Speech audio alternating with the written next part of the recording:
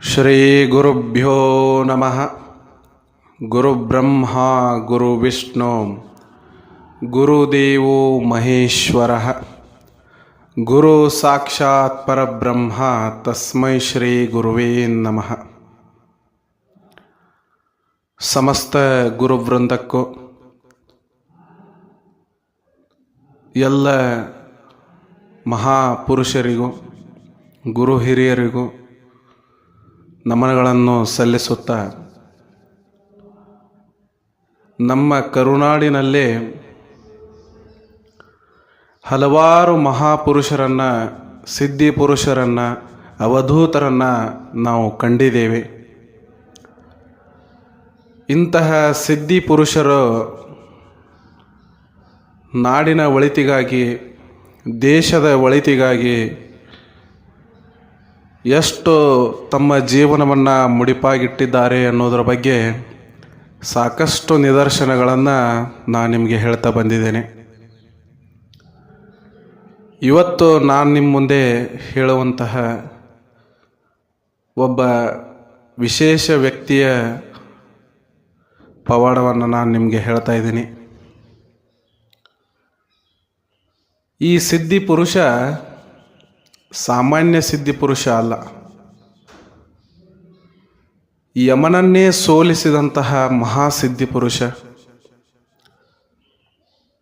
1400 ವರ್ಷಗಳವರೆಗೆ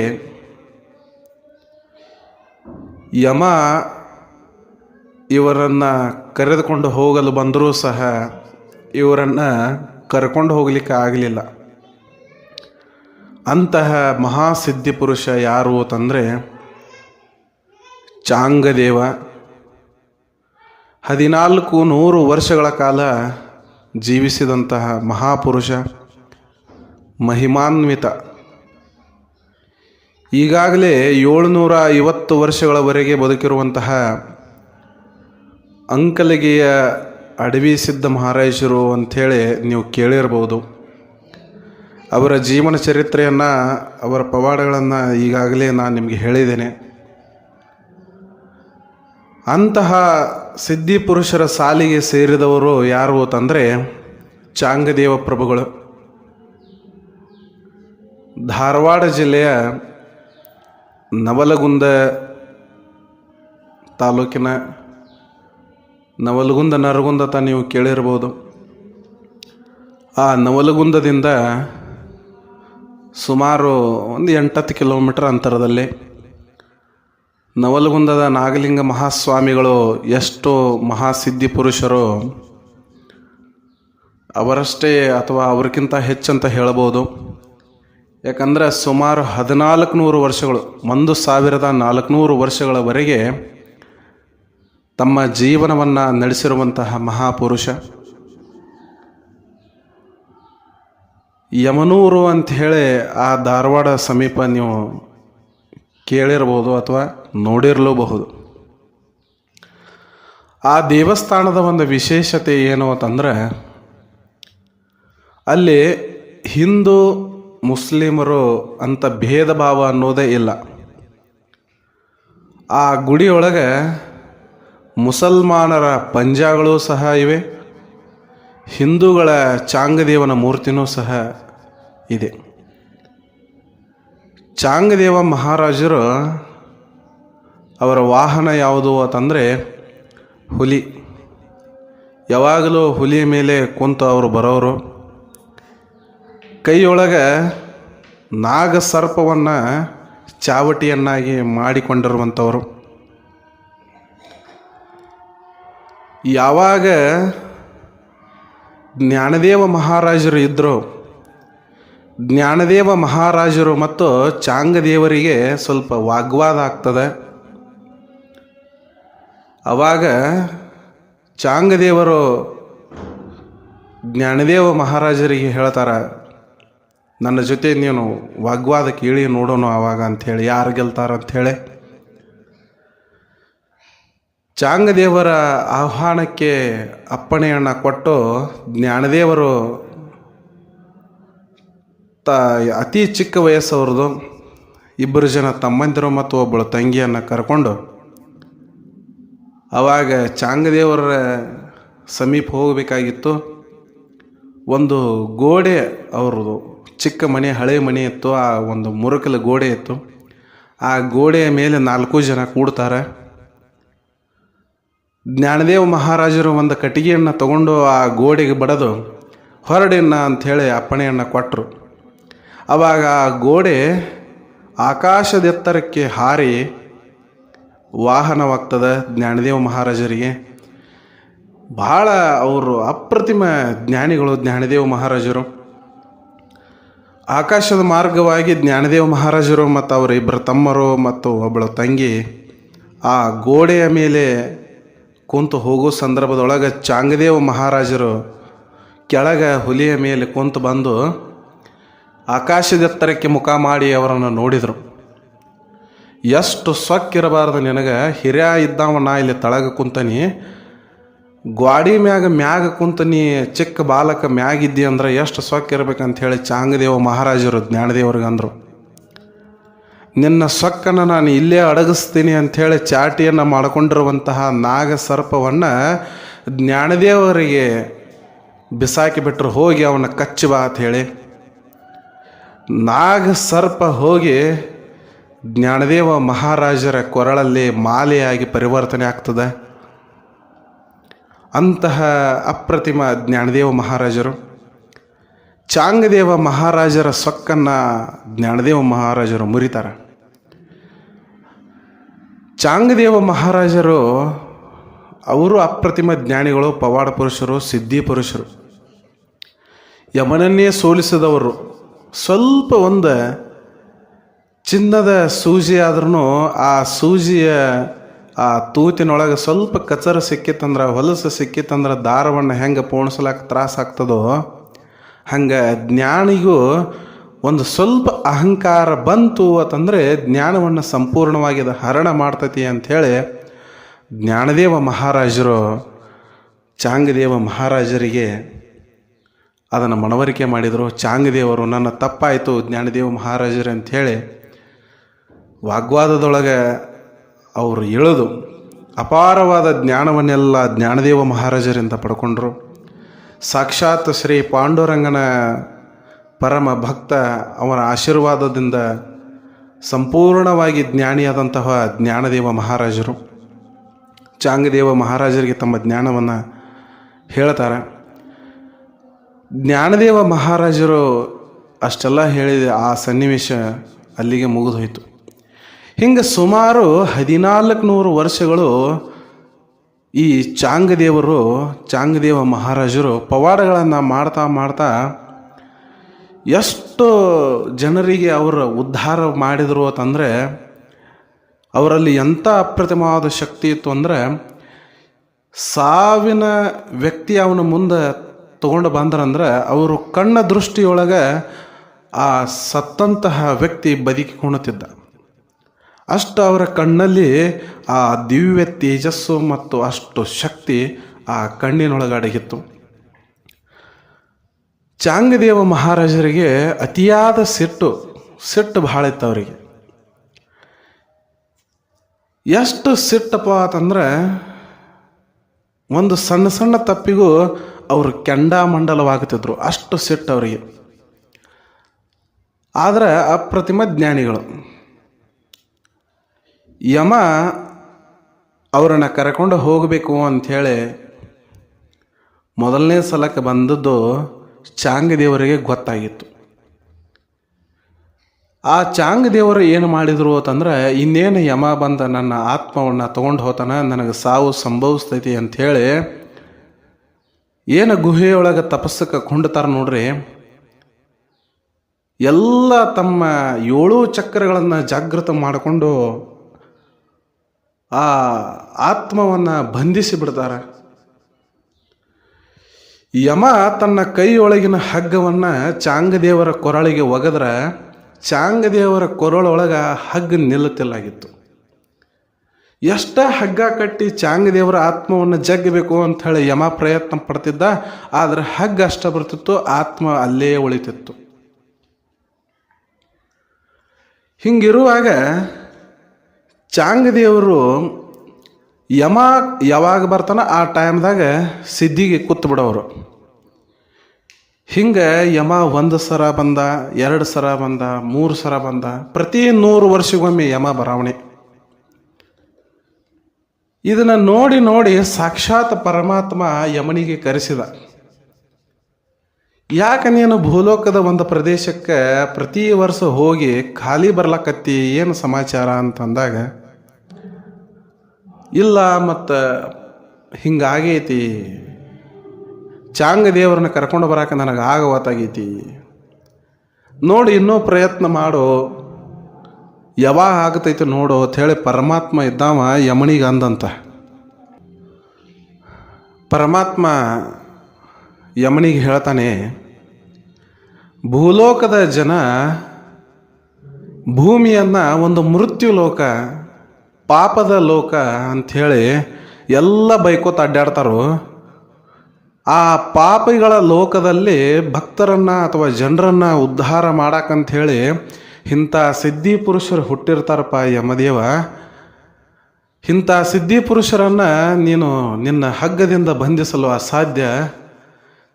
ಅವರು ಯಾವಾಗ ಚಾಂಗದೇವರು ಬರ್ತಾನತಾರೋ ಅವಾಗ ಕರ್ಕೊಂಡು ಬಾಪ, ಮತ್ತು ಸುಮ್ಮ ಯಾಕೆ ಹೋಗುತ್ತಿ ಅಂಥೇಳಿ ಪರಮಾತ್ಮನೂ ಸಹ ಯಮನಿಗೆ ಹೇಳ್ತಿದ್ದ. ಆದರೆ ಯಮಧರ್ಮ ತನ್ನ ಕರ್ತವ್ಯವನ್ನು ಬಿಡಬಾರದು ಅಂಥೇಳಿ ಪ್ರತಿ 100 ವರ್ಷಕ್ಕೊಮ್ಮೆ 14 ವರ್ಷಗಳ ಕಾಲ ಆ ಚಾಂಗದೇವರನ್ನು ಕರ್ಕೊಂಡು ಬರ್ಲಿಕ್ಕಂತ ಬರಾವ, ಮತ್ತು ಖಾಲಿ ಕೈಲಿ ಹೊಳ್ಳಿ ಹೋಗವ. ಹಿಂಗೆ ಅಲ್ಲಿ ರೂಢಿ ಒಳಗೆ ಏನಾಗಿಬಿಡ್ತು ಅಂತಂದ್ರೆ, ಅಲ್ಲಿದ್ದ ಜನರಿಗೆ ಮತ್ತು ಚಾಂಗದೇವರ ಸಹಚರರಿಗೆ ಯಮ ಧರ್ಮರಾಜ ಇಷ್ಟು ಸಲ ಈ ಊರಿಗೆ ಬರ್ಲಾಕತ್ತಲ್ಲ ಅಂಥೇಳಿ ಅಲ್ಲಿ ಜನ ಮಾತಾಡ್ತಿದ್ರು. ಯಮ ಇಷ್ಟು ಸಲ ಬಂದ ಊರು ಇದು ಧರ್ಮದ ಊರು, ಯಮನ ಊರು, ಯಮನೂರು ಅಂಥೇಳಿ ಅವಾಗಿ ನಡೆದಾದ ಆಯಿತು ಅಂಥೇಳಿ ಜನರ ಒಂದು ಈಗಲೂ ಸಹ ನಂಬಿಕೆ. ಆ ಯಮನೂರೊಳಗೆ ಒಂದು ವಿಶೇಷತೆ ಐತಿ. ಏನಪ್ಪ ಅಂತಂದ್ರೆ, ಯಮನೂರಿನ ಆ ಚಾಂಗದೇವರ ದೇವಸ್ಥಾನದಿಂದ 1 ಕಿಲೋಮೀಟರ್ ದೂರದೊಳಗೆ ಒಂದು ಹಳ್ಳ ಹರಿತದೆ. ಬೆಣ್ಣೆ ಹಳ್ಳ ಅಂಥೇಳಿ ಅದಕ್ಕೆ ಕರೀತಾರೆ.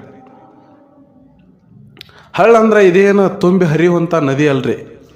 ಯಾವಾಗ ಮಳೆ ಅದು ಇದು ಸ್ವಲ್ಪ ಯಾವಾಗರೇ ಹೊಲದಾಗಿನ ನೀರು ಜಾಸ್ತಿ ಆಗಿದ್ದು ಮಾಡಿದ್ದು ಹಿಂಗೇನ್ರ ಹಳ್ಳದೊಳಗೆ ಮಿಕ್ಸ್ ಆಗಿದ್ದು ಅಂತಂದ್ರೆ ಸ್ವಲ್ಪ ನೀರು ಹರಿತಿರ್ತಾವೆ ಅಷ್ಟೆ. ಆದರೆ ಜಾಸ್ತಿ ಮಳೆ ಆಯಿತು ಅಂತಂದ್ರೆ ಬೆಣ್ಣೆ ಹಳ್ಳ ಪ್ರವಾಹದ ರೂಪದೊಳಗೆ ಉಕ್ಕಿ ಹರಿತೈತಿ. ಇದು ಸುಮಾರು 1 ಕಿಲೋಮೀಟರ್ ಅಂತರದೊಳಗೆ ಐತಿ. ಈ ಹಳ್ಳದ್ದು ಸಹ ಏನು ವಿಶೇಷತೆ ಅಂತಂದ್ರೆ, ಬೆಣ್ಣೆ ಹಳ್ಳ ಕೇವಲ ಈಗಲೂ ಸಹ ನಾವು ನೋಡಬಹುದು, ಒಂದು ಪಾದಗಳು ಸಹ ಮುಳುಗುವಷ್ಟು ನೀರು ಅಷ್ಟೇ.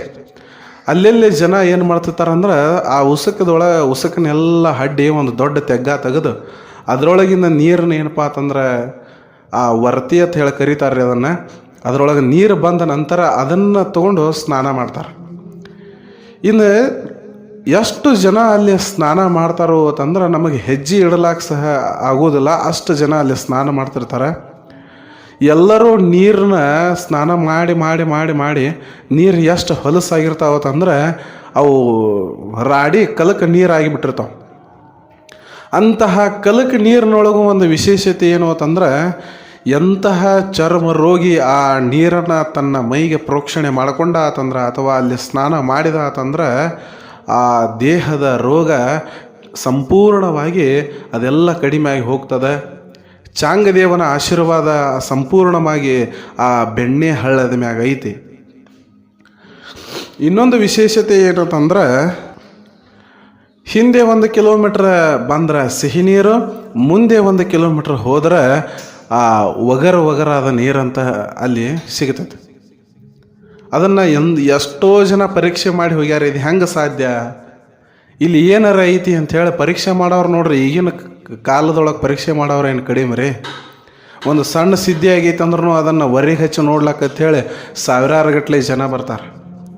ಅಂಥದ್ರೊಳಗೆ ಆ ನದಿಯೊಳಗೆ ಏನಾಗಿರ್ಬೋದು, ಆ ಹಳ್ಳದೊಳಗೆ ಹೆಂಗೆ ವಿಶೇಷತೆ ಇರಬಹುದು, ಮೊದಲು ಸಿಹಿ ನೀರು ನಂತರ ಒಗರು ನೀರು ಒಮ್ಮೆದೊಮ್ಮೆ ಚೇಂಜ್ ಆಗಿಬಿಡ್ತೈತಿ. ಹೆಂಗೆ ಅಂಥೇಳಿ ಎಷ್ಟೋ ಜನ ವಿಜ್ಞಾನಿಗಳು ಈ ನೀರಿನೊಳಗೆ ಏನು ಪವಾಡ ಐತಿ ಅಂಥೇಳಿ ಅದನ್ನು ಹೋಗಿ ಚೆಕ್ ಮಾಡಿರು. ಔಷಧಗಳಿಂದ ಕಡಿಮೆ ಆಗಲಾರದಂಥ ಚರ್ಮ ರೋಗ ಆ ನೀರಿನಿಂದ ಕಡಿಮೆ ಆಗ್ತೈತಿ. ಇನ್ನೂವರೆಗೆ ಅದನ್ನು ನೀವು ಎಷ್ಟೇ ಪರೀಕ್ಷೆ ನೀವು ಇನ್ನೂ ಆದರೂ ಮಾಡ್ಬೋದು. ನೀವು ಔಷಧಿಯ ಗುಣ ಆ ನೀರಿನೊಳಗೆ ಚಾಂಗದೇವನ ಆಶೀರ್ವಾದದಿಂದ ಇನ್ನೂ ಸಹ ಅಲ್ಲಿ ಐತಿ. ಇನ್ನು ಅಲ್ಲಿ ನೋಡ್ರಿ, ನಾನು ನಿಮಗೆ ಮೊದಲ ಹೇಳೀನಿ, ಹಿಂದೂ ಮುಸ್ಲಿಮರ ಭಾವೈಕ್ಯತೆಯ ಸಂಗಮ ಅಂಥೇಳಿ ಅದು. ಮುಸ್ಲಿಮರು ಅದನ್ನು ಉರ್ಸ್ ಅಂಥೇಳಿ ಕರೀತಾರೆ, ಹಿಂದೂಗಳು ಅದನ್ನು ಜಾತ್ರೆ ಅಂತ ಕರೀತಾರೆ. ಆದರೆ ವರ್ಷದ 12 ತಿಂಗಳುಗಳು ಪ್ರತಿದಿನವೂ ಅಲ್ಲಿ ಜಾತ್ರೆ ಇದ್ದಂಗೆ ಇರ್ತೈತಿ. ಅಷ್ಟು ಜನ ಅಲ್ಲಿ ಕಿಕ್ಕಿರಿದು ಸೇರಿರ್ತಾರೆ. ಪ್ರತಿದಿನ ಜಾತ್ರೆ ಇದ್ದಂಗೆ ರೀ. ನೀವು ಯಾವಾಗ ಬೇಕಾದ್ರೂ ಹೋಗಿರೋ ನೀವು ನೋಡ್ಬೋದು. ಬೆಣ್ಣೆ ಹಳ್ಳೊಳಗೆ ಅಷ್ಟೇ ಜನ, ಆ ಗುಡಿಯೊಳಗೂ ಅಷ್ಟೇ ಜನ. ಇನ್ನು ಜಾತ್ರೆ ಸಂದರ್ಭ ಉರುಸ್ ಅಂತ ಹೇಳಿ ಬತ್ತಂದ್ರೆ ಆವಾಗ ಅದನ್ನು ಹೇಳ್ತಿರೋದು. ಆ ಸಂದರ್ಭದೊಳಗೆ ಒಂದು ವಿಶೇಷವಾದಂತಹ ಪವಾಡ ಆಗ್ತೈತಿ. ಏನಪ್ಪ ಅಂತಂದ್ರೆ ಅದು ಆ ದೇವಸ್ಥಾನದ ಪೂಜಾರಿಗಳು ಮಡಿಲೇ ನೀರು ತರಬೇಕಂಥೇಳಿ ಗುಡಿಯಿಂದ ಆ ಬೆಣ್ಣೆ ಹಳ್ಳದವರೆಗೂ ಸುಮಾರು 1.5 ಕಿಲೋಮೀಟ್ರ್ ದೂರ ಐತೆ ಅದು. ಅಲ್ಲಿಂದ ನಡ್ಕೋತ ಬರೋ ಸಂದರ್ಭದೊಳಗೆ ಆ ಗುಡಿಯ ಅರ್ಚಕರು ನೆಲದ ಮ್ಯಾಗ ಕಾಲೇ ಇಡೋದಿಲ್ಲ, ಅಂತರಾಳನೇ ಇರ್ತಾರೆ ಅವರು. ಇದು ನಿಮಗೆ ವಿಚಿತ್ರ ಅನಿಸ್ಬೋದು, ಅಂತರಾಳೆ ಅಂದ್ರೆ ಹೆಂಗೆ ರೀ ಅಂಥೇಳಿ. ಅಂದ್ರೆ ಅಲ್ಲಿ ಭಕ್ತರು ಏನು ಮಾಡ್ತಾರಂದ್ರೆ ಗುಡಿಯಿಂದ ಬೆಣ್ಣೆ ಹಳ್ಳದವರೆಗೂ ಸಾಲಂಗೆ ದೀಡು ನಮಸ್ಕಾರ ಹಾಕಿ ಮಲ್ಕೊಂಡು ಬಿಟ್ಟಿರ್ತಾರೆ ರೋಡ್ ಮ್ಯಾಗ. ಇನ್ನೂವರೆಗೂ ಸಹ ನೀವು ನೋಡ್ಬೋದು. ಆ ಅರ್ಚಕರು ಅವರ ಬೆನ್ನ ಮ್ಯಾಗ ಕಾಲು ಇಟ್ಕೋತ ಹೋಗ್ತಾರೆ. ವಿಚಾರ ಮಾಡ್ರಿ ನೀವು, ಕಿಲೋಮೀಟ್ರ್ ಗಟ್ಟಲೆ ಜನ ಅಲ್ಲಿ ಮಲ್ಕೋತಾರಂದ್ರೆ ಅಲ್ಲಿ ಶಕ್ತಿ ಐತೆ ಅಂತಿರೋ ಇಲ್ಲತ್ತೀರಿ ನೀವೇ ಹೇಳ್ರಿ. ಇಂತಹ ಶಕ್ತಿ ಸ್ಥಳ ನಮ್ಮ ಕರ್ನಾಟಕದೊಳಗೆ ಧಾರವಾಡದ ಹತ್ತಿಕ ನವಲಗುಂದದ ಹತ್ತಿಕ ಐತಿ ಅಂತಂದ್ರೆ ನಾವೆಂತಹ ಸಿದ್ಧಿ ಪುರುಷರು ಆ ಆಶೀರ್ವಾದದೊಳಗೆ ನಾವು ಅದೀವು. ನಮ್ಮದೆಂಥ ದೈವ ಅಂಥೇಳಿ ನಮಗೆ ಒಮ್ಮೆ ಮನಸ್ಬೇಕು. ಆ ಬೆಣ್ಣೆ ಹಳ್ಳದಿಂದ ನೀರು ತುಂಬಿಕೊಂಡು ಅರ್ಚಕರು ಏನು ಮಾಡ್ತಾರಂದ್ರೆ ಮತ್ತೆ ಹೊಳ್ಳಿ ಗುಡಿಗೆ ಹೋಗುವವರೆಗೂ ಮತ್ತೆ ಮಲ್ಕೊಂಡಿರುವಂಥ ಜನ ಅವರೆಲ್ಲ ಎದ್ದು ಹೋಗಿ ಹೊಸ ಜನ ಮತ್ತೆ ಮಲ್ಕೋತಾರ್ರಿ. ಅವರ ಬೆನ್ನ ಮ್ಯಾಗ ಕಾಲಿಟ್ಕೋತ ಗುಡಿ ತಳಕ ಅರ್ಚಕರ ಹೋಗಿ ಅಲ್ಲಿ ನೀರಿನಿಂದ ದೀಪವನ್ನು ಉರಿಸ್ತಾರೆ. ಒಂದು ದಿನ ಈ ಪವಾಡ ನಡೀತೈತಿ. ನೀರಿನಿಂದ ಆ ದೀಪ ಉರಿತೈತಿ. ನೋಡ್ರಿ ಎಂತಹ ಪವಾಡ ಇದು. ನಮಗೆ ಅನಿಸ್ಬೋದು ಈಗ 21ನೇ ಶತಮಾನಕ್ಕೆ ಬಂದ್ರೂ ವಿಜ್ಞಾನ ಇಷ್ಟೆಲ್ಲ ನಾವು ಮುಂದುವರೆದ್ರೂ ಎಂತೆಂಥ ಆವಿಷ್ಕಾರಗಳು ಬಂದ್ರೂ ಇಂತಹ ಕೆಲವೊಂದು ಪವಾಡಗಳನ್ನು ನಾವು ಪತ್ತೆ ಹಚ್ಚಲಿಕ್ಕೆ ಸಾಧ್ಯ ಇಲ್ಲ. ಜಗತ್ತಿನೊಳಗೆ ಎಷ್ಟೇ ವಿಜ್ಞಾನ ಇನ್ನೂ 100 ವರ್ಷ ಮುಂದೆ ಹೋಗಿ ಅವರು ಏನೇ ಕಂಡು ಹಿಡಿದ್ರೂ ಸಹ ಆಧ್ಯಾತ್ಮದ ಶಕ್ತಿ ಮತ್ತು ಪವಾಡಗಳನ್ನು ಎಂದಿಗೂ ಅದನ್ನು ಕಂಡು ಹಿಡಿಯಲಿಕ್ಕೆ ಸಾಧ್ಯ ಇಲ್ಲ. ಅದು ಕೇವಲ ಆಧ್ಯಾತ್ಮದಿಂದ ಮಾತ್ರ ಸಾಧ್ಯ ಇದೆ. ನಾವು ಇಂಗ್ಲೀಷ್ನಾಗ ಮಿರಾಕಲ್ಸ್ ಅಂತ ಹೇಳಿ ಮಾತಾಡ್ತೀವಿ. ಏನೋ ಮಿರಾಕಲ್ಸ್ ಆಯಿತು ಅಂಥೇಳಿ. ಯಾರು ಎಲ್ಲೆಲ್ಲೋ ಮಿರಾಕಲ್ಸ್ ಯಾಕೆ ಮಾಡೋದು ಬೇಕು? ನಮ್ಮ ಕನ್ನಡ ನಾಡಿನ ಜನರೊಳಗೆ ಎಂತಹ ಅದ್ಭುತ ಶಕ್ತಿ ಐತಿ. ಪವಾಡ ಪುರುಷರು ನಮ್ಮ ಮಣ್ಣಿನೊಳಗೆ ಎಲ್ಲ ಏನಪ್ಪ ಅಂತಂದ್ರೆ ಅವರು ಸಿದ್ಧಿಗಳನ್ನು ಮಾಡಿ ಹೋಗಿದ್ದಾರೆ. ಅಂತಹ ಪುರುಷರ ನಡಬರಕ ನಾವೆಲ್ಲ ಇಲ್ಲಿ ಬಂದೀವಂದ್ರೆ ನಮ್ಮದು ಒಂದು ಎಂಥ ಪುಣ್ಯ ಇರಬೇಕು ನೋಡ್ರಿ.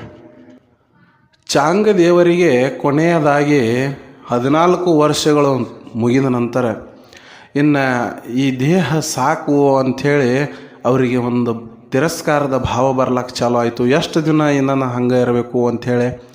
ಅವಾಗ ಈ ಭಾವನೆ ಬಂದಿದ್ದೇ ತಡ ದೇಹ ನಿತ್ರಣ ಆಗ್ಲಿಕ್ಕೆ ಶುರು ಆಯಿತು. ಹಲವಾರು ಸಮಸ್ಯೆಗಳು ಅವರಿಗೆ ಚಾಲು ಆದವು. ಚರ್ಮ ರೋಗಗಳು ಚಾಲು ಆದವು. ನರಳಿ ಏನಪ್ಪ ಅಂತಂದ್ರೆ ಚಾಂಗದೇವರು ತಮ್ಮ ಕೊನೆಯ ಉಸಿರನ್ನು ಎಳಿತಾರೆ. 1400 ವರ್ಷಗಳ ಕಾಲ ಅವರು ಬದುಕಿರುವಂತಹ ಸಿದ್ಧಿ ಪುರುಷರು. ಇವರ ದೇವಸ್ಥಾನಕ್ಕೆ ಪ್ರತಿಯೊಬ್ಬರೂ ನೀವು ಭೇಟಿ ಕೊಡ್ರಿ. ಯಾರಿಗೆ ಚರ್ಮ ರೋಗ ಇದ್ರೂ ಅವ್ರನ್ನ ಕರ್ಕೊಂಡು ಬಂದ ಬೆಣ್ಣೆ ಹಳ್ಳದೊಳಗೆ ಸ್ನಾನ ಮಾಡಿಸ್ರಿ, ಅಲ್ಲಿ ಹರಕೆ ಕಟ್ಕೋರಿ. ಇನ್ನೂವರೆಗೂ ಇದು 100% ಸತ್ಯ ಅಂತ ಹೇಳಿ ನಾ ಇಲ್ಲಿ ಹೇಳ್ತಾ ಇದ್ದೀನಿ. ಚರ್ಮ ರೋಗ ಸಂಪೂರ್ಣವಾಗಿ ಗುಣ ಆಗ್ತೈತಿ. ಚಾಂಗದೇವರ ಆಶೀರ್ವಾದ ನಮ್ಮ ಮ್ಯಾಗ ಸದಾ ಇರಲಿ, ನಿಮ್ಮ ಮೇಲೂ ಸದಾ ಇರಲಿ ಅಂತ ಹೇಳ್ತಾ ಮತ್ತೊಂದು ಮಹಾಪುರುಷರ ಸಿದ್ಧಿ ಪುರುಷರ ಪವಾಡದ ಜೊತೆಗೆ ನಾನು ಮತ್ತೆ ನಿಮ್ಮ ಮುಂದೆ ಬರ್ತೀನಿ. ಅಲ್ಲಿಯವರೆಗೂ ನಮಸ್ಕಾರ.